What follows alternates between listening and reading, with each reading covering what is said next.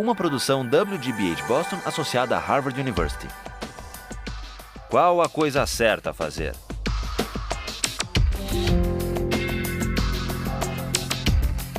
Justice, com Michael Sandel. Last time we talked about Kant's categorical imperative, and we considered the way he applied the idea of the categorical imperative to the case of lying. I want to turn briefly to one other application of Kant's moral theory, and that's his political theory. Now, Kant says that just laws arise from a certain kind of social contract. But this contract, he tells us, is of an exceptional nature. What makes the contract exceptional is that it's not an actual contract that happens when people come together and try to figure out what the Constitution should be. Kant points out that the contract that generates justice is what he calls an idea of reason. It's not an actual contract among actual men and women gathered in a constitutional convention. Why not? I think Kant's reason is that actual men and women gathered in a real constitutional convention would have different interests, values, aims, and there would also be differences of bargaining power and differences of knowledge among them. And so the laws that would result from their deliberations wouldn't necessarily be just, wouldn't necessarily conform to principles of right, but would simply reflect the differences of bargaining power, the special interests, the fact that some might know more than others about law or about politics. So Kant says a contract that generates principles of right is merely an idea of reason, but it has undoubted practical reality because it can oblige every legislator to frame his laws in such a way that they could have been produced by the united will of the whole nation. So Kant is a contractarian, but he doesn't trace the origin or the rightness of law to any actual social contract. This gives rise to an obvious question. What is the moral force of a hypothetical contract, a contract that never happened? That's the question we take up today. But in order to investigate it, we need to turn to a modern philosopher, John Rawls, who worked out in his book, A Theory of Justice, in great detail, an account of a hypothetical agreement as the basis for justice. Rawls's theory of justice, in broad outline, is parallel to Kant's in two important respects. Like Kant, Rawls was a critic of utilitarianism. Each person possesses an inviolability founded on justice, Rawls writes, that even the welfare of society as a whole cannot override. The rights secured by justice are not subject to political bargaining or to the calculus of social interests. The second respect in which Rawls's theory follows Kant's is on the idea that principles of justice, properly understood, can be derived from a hypothetical social contract, not an actual one. And Rawls works this out in fascinating detail with the device of what he calls the veil of ignorance. The way to arrive at the rights, the basic rights that we must respect, the basic framework of rights and duties, is to imagine that we were gathered together trying to choose the principles to govern our collective lives without knowing certain important particular facts about ourselves. That's the idea of the veil of ignorance.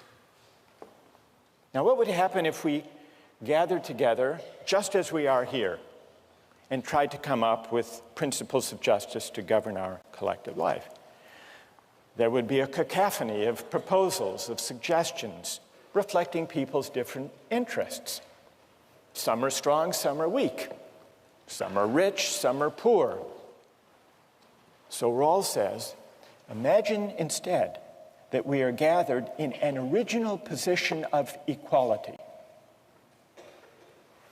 And what assures the equality is the veil of ignorance. Imagine that we are all behind a veil of ignorance which temporarily abstracts from or brackets, hides from us who in particular we are. Our race, our class, our place in society, our strengths, our weaknesses, whether we're healthy or unhealthy. Then, and only then, Rawls says, the principles we would agree to would be principles of justice. That's how the hypothetical contract works. What is the moral force of this kind of hypothetical agreement? Is it stronger or weaker than a real agreement, an actual social contract?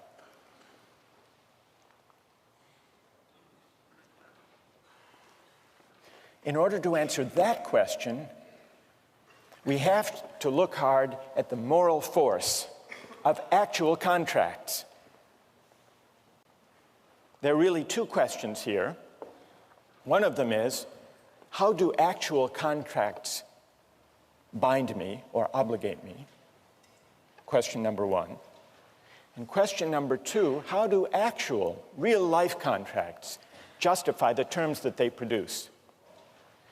If you think about it, this is in line with Rawls and Kant, the answer to the second question, how do actual contracts justify the terms that they produce? The answer is they don't. At least not on their own. Actual contracts are not self-sufficient moral instruments. Of any actual contract or agreement, it can always be asked, is it fair what they agreed to? The fact of the agreement never guarantees the fairness of the agreement. And we know this by looking at our own constitutional convention. It produced a constitution that permitted slavery to persist. It was agreed to, it was an actual contract, but that doesn't establish that the laws agreed to, all of them, were just. Well, then what is the moral force of actual contracts?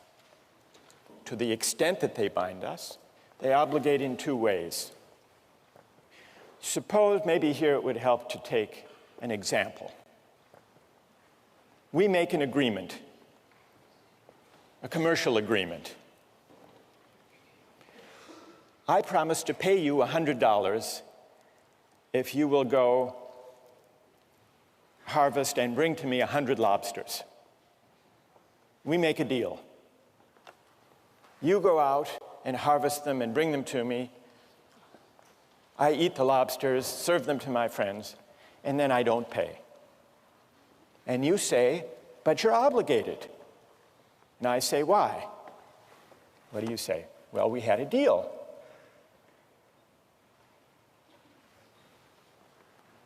And you benefited.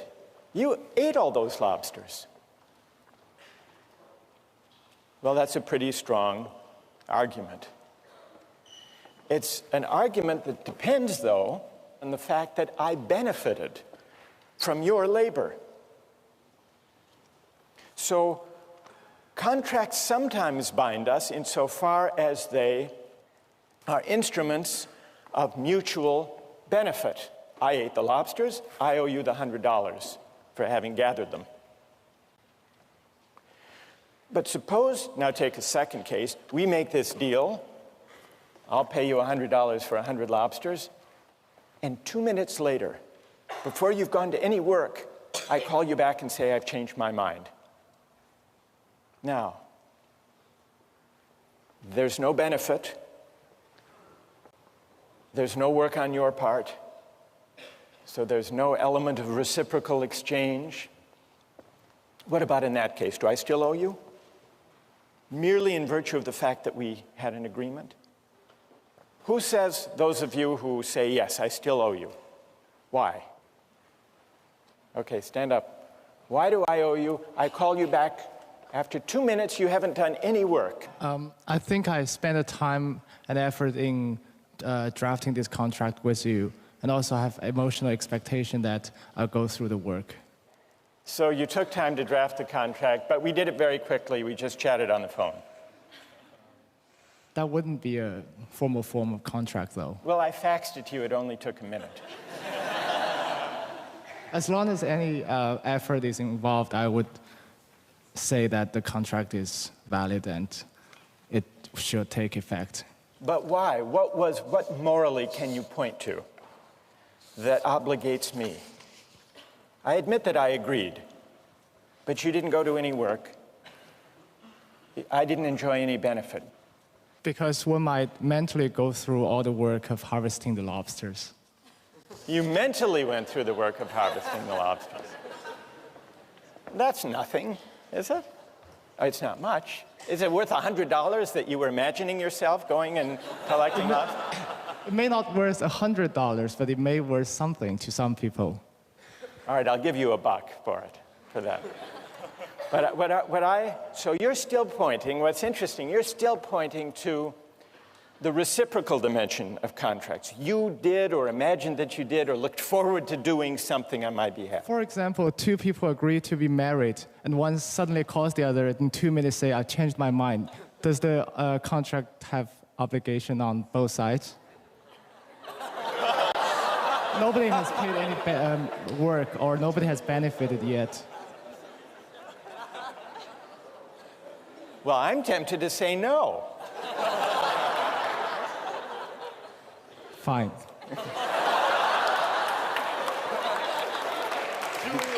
All right. What's your name? Julian. Thank you, Julian. All right. That was good. Now, is there anyone who agrees with Julian that I still owe the money? For any other reason now, go ahead, stand up. I think if you back out, it sort of cheapens the institution of contracts. Good, but why? Why does it? Well, I think this is kind of Kantian, but there's a certain intrinsic value in being able to make contracts and having, knowing that people will expect that you'll go through with that. Good, it would cheapen the whole idea of contracts, which has to do with taking an obligation on myself. Is that the idea? Yeah, I think so. What's your name? Adam. So Adam points instead not to any reciprocal benefit or mutual exchange, but to the mere fact of the agreement itself. We see here there are really two different ways in which actual contracts generate obligations. One has to do with the act of consent as a voluntary act. And it points, Adam said this was a Kantian idea, and I think he's right, because it points to the ideal of autonomy.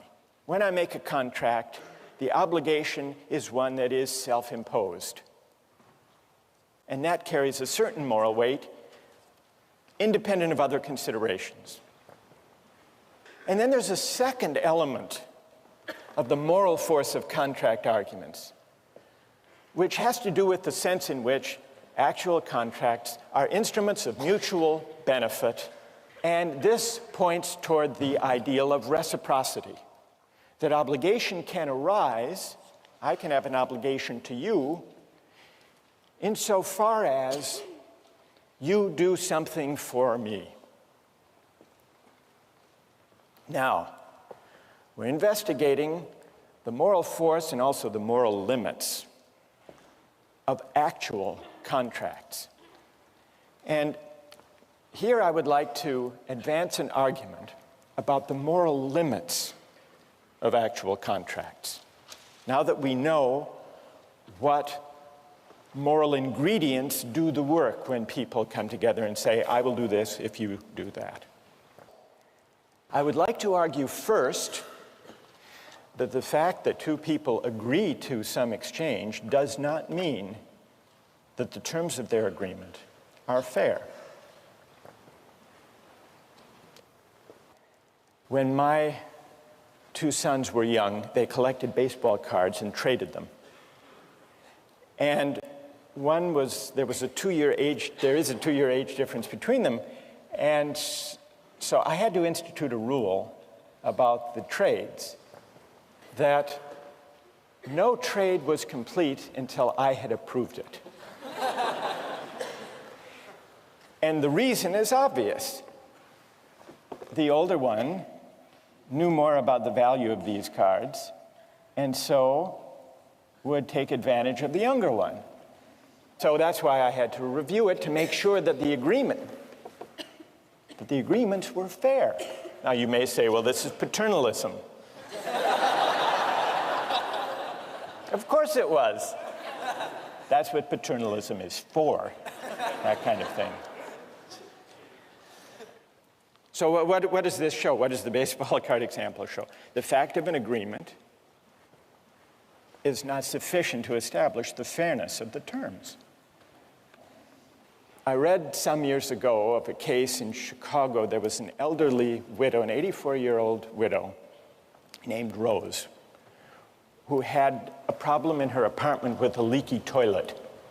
And she signed a contract with an unscrupulous contractor who offered to repair her leaky toilet in exchange for $50,000. But she had agreed. She was of sound mind, maybe terribly naive and unfamiliar with the price of plumbing. She had made this agreement. Luckily, it was discovered. She went to the bank and asked to withdraw $25,000. And the teller said, what do you need all of that money for? And she said, well, I have a leaky toilet. And the teller called authorities, and they discovered this unscrupulous contractor. Now, I suspect that even the most ardent contractarians in the room will agree that the fact of this woman's agreement is not a sufficient condition of the agreement being fair. Is there anyone who will dispute that?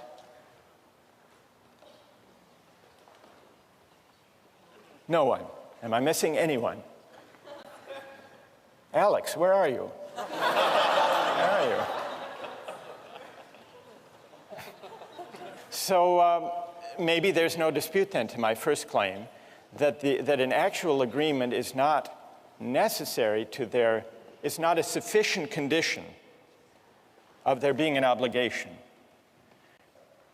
I want to now make a stronger, maybe more controversial claim about the moral limits of actual contracts, that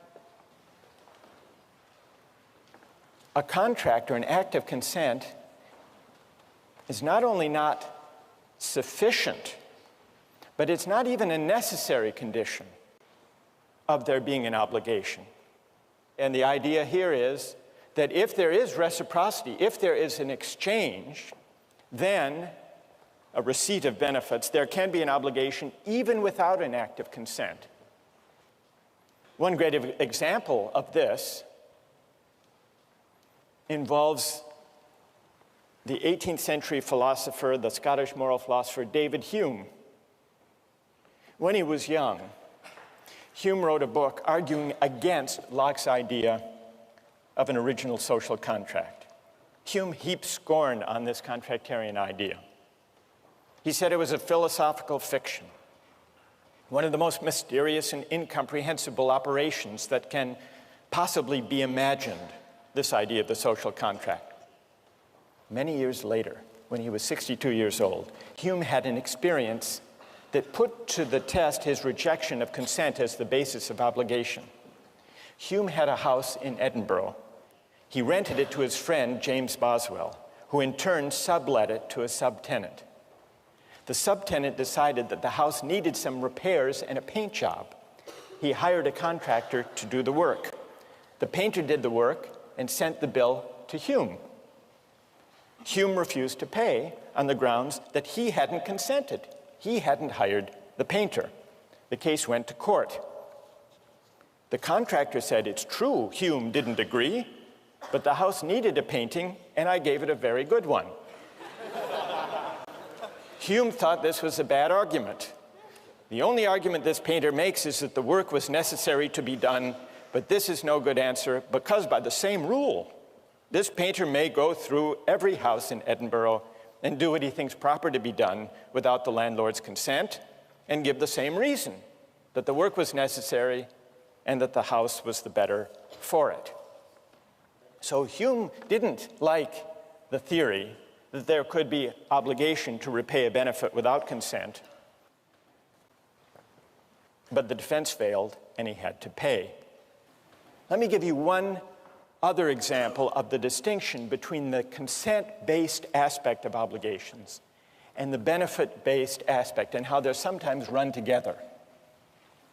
This is based on a personal experience. Some years ago, I was driving across the country with some friends, and we found ourselves in the middle of nowhere in Hammond, Indiana. We stopped at a rest stop and got out of the car, and when we came back, our car wouldn't start. None of us knew much about cars. We didn't really know what to do until we noticed that in the parking lot, driving up next to us, was a van, and on the side it said Sam's Mobile Repair Van. And out of the van came a man, presumably Sam, and he came up to us and he said, "Can I help you? Here's how I work. I work by the hour for $50 an hour. If I fix your car in 5 minutes, you owe me the $50. And if I work on your car for an hour and can't fix it, you'll still owe me the $50. So I said, "Well, what is the likelihood that you'll be able to fix the car?" And he didn't answer, but he did start poking around under the steering column. Short time passed. He emerged from under the steering column and said, "There's nothing wrong with the ignition system, but you still have 45 minutes left. Should I look under the hood?" I said, "Wait a minute. I haven't hired you. We haven't made any agreement." And then he became very angry, and he said, "Do you mean to say that if I had fixed your car while I was working under the steering column, that you wouldn't have paid me?" And I said, "That's a different question."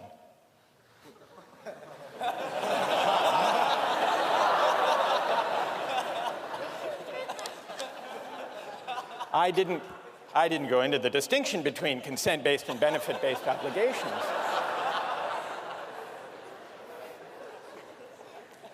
But I think he had the intuition that if he had fixed it while he was poking around, that I would have owed him the $50. I shared that intuition. I would have. But he inferred from that, this was the fallacy and the reasoning that I think lay behind his anger, he inferred from that fact that therefore, implicitly, we had an agreement. But that, it seems to me, is a mistake. It's a mistake that fails to recognize the distinction between these two different aspects of contract arguments. Yes, I agree, I would have owed him $50 if he had repaired my car during that time. Not because we had made any agreement, we hadn't. But simply because if he had fixed my car, he would have conferred on me a benefit for which I would have owed him in the name of reciprocity and fairness. So here's another example of the distinction between these two different kinds of arguments, these two different aspects of the morality of contract. Now, I want to hear how many think I was in the right in that case. That's reassuring. Is there anyone who thinks I was in the wrong? Anyone? You do? Why? Go ahead. Isn't the problem with this is that any benefit is inherently subjectively defined? I mean, what if you wanted your car broken and he had fixed it? I mean... No, I didn't want it broken. Yeah, in this case. I mean... Who would? Who would? I don't know, someone. I mean, what if Hume, you know, what if the painter had painted his house blue, but he hated the color blue? I mean... You have to sort of define what your benefit is before the person does it. Well, all right, so what would you conclude from that, though, for the larger issue here? Would you conclude that, therefore, consent is a necessary condition of there being an obligation? Absolutely. You would. What's your name? Nate. Because otherwise, how can we know, Nate says, whether there has been an exchange of equivalent or fair benefits, unless we have the subjective valuation, which may vary one person to the next of the situation. All right, that's a fair challenge. Let me put to you one other example in order to test the relation between these two aspects of the morality of contract. Suppose I get married, and suppose I discover that after 20 years of faithfulness on my part, every year, on our trip across the country, my wife has been seeing another man, a man with a van on the Indiana toll road. This part is completely made up, by the way. Wouldn't I have two different reasons for moral outrage? One reason could be we had an agreement. She broke her promise, referring to the fact of her consent. But I would also have a second ground for moral outrage, having nothing to do with the contract as such. But I've been so faithful for my part. Surely I deserve better than this. Is this what I'm due in return? And so on. So that would point to the element of reciprocity. Each reason has an independent moral force. That's the general point. And you can see this if you imagine a slight variation on the marriage case. Suppose we hadn't been married for 20 years. Suppose we were just married and that the betrayal occurred on the way to our honeymoon in Hammond, Indiana. After the contract has been made, but before there is any history of performance on my part. Performance of the contract, I mean.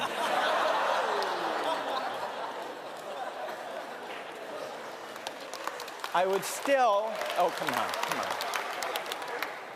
I would still, with Julian, I'd be able to say, but you promised. You promised. That would isolate the pure element of consent, right? Where there were no benefit, never mind. You get the idea.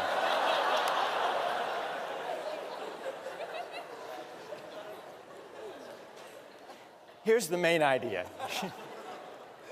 Actual contracts have their moral force in virtue of two distinguishable ideals, autonomy and reciprocity.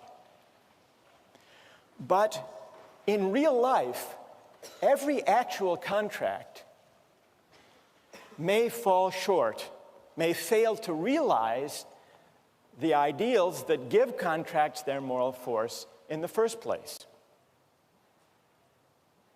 The ideal of autonomy may not be realized because there may be a difference in the bargaining power of the parties. The ideal of reciprocity may not be realized because there may be a difference of knowledge between the parties. And so they may misidentify what really counts as having equivalent value. Now, suppose you were to imagine a contract where the ideals of autonomy and of reciprocity were not subject to contingency, but were guaranteed to be realized. What kind of contract would that have to be? Imagine a contract among parties who were equal in power and knowledge rather than unequal, who were identically situated rather than differently situated. That is the idea behind Rawls's claim that the way to think about justice is from the standpoint of a hypothetical contract behind a veil of ignorance that creates a condition of equality by ruling out or enabling us to forget for the moment the differences in power and knowledge that could, even in principle, lead to unfair results. This is why, for Kant and for Rawls, a hypothetical contract among equals is the only way to think about principles of justice. What will those principles be? That's the question we'll turn to next time.